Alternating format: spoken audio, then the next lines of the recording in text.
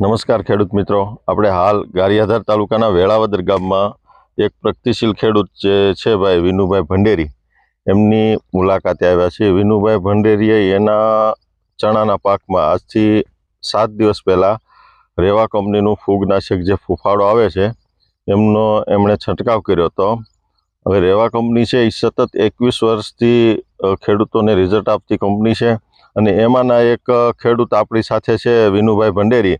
તો આપણે વિનુભાઈ ભંડેરીને પૂછીએ કે વિનુભાઈ, તમે તમારા પાકમાં જે રેવા કંપનીની દવાનો છંટકાવ કર્યો ફૂગનાશક ફૂફાડાનો, એમાં તમને રિઝલ્ટ કેવું મળ્યું અને તમે એની વિશે શું કહેવા માંગો છો? અમે 5 થી 6 દિવસ પહેલાં તે હુકારો લાગતો હતો, પછી આ દવા છાંટવાથી એની રિઝલ્ટ સારું છે. અને બીજા નંબર બાજુમાં અમારા ભાઈના છે, એને થોડોક સુકારો બતાવે છે, એને પછી કાલે દવા છટાવી છે અને રિઝલ્ટ આ રિઝલ્ટ જોઈને તમારે ભલામણથી એને ભલામણથી એને એ દવાનો છંટકાવ કર્યો છે.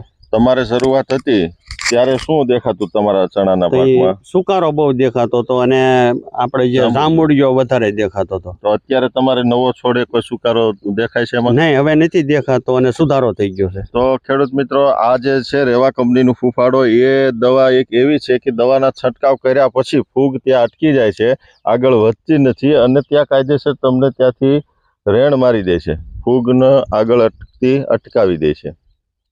તો તમે ખેડૂત મિત્રોને ભલામણ કરશો કે આ દવાનો છંટકાવ કરાય? નહીં, જરૂર. આ દવાથી બધાને ફાયદાકારક છે ને આ છંટકાવ કરવો બહુ જરૂરી છે અને ફાલમાં આમ સારું થાય છે. એમ? હા, સુકારા સાથે ફાલમાં તે કામ આપે છે સારામાં સારું. ધન્યવાદ. હા.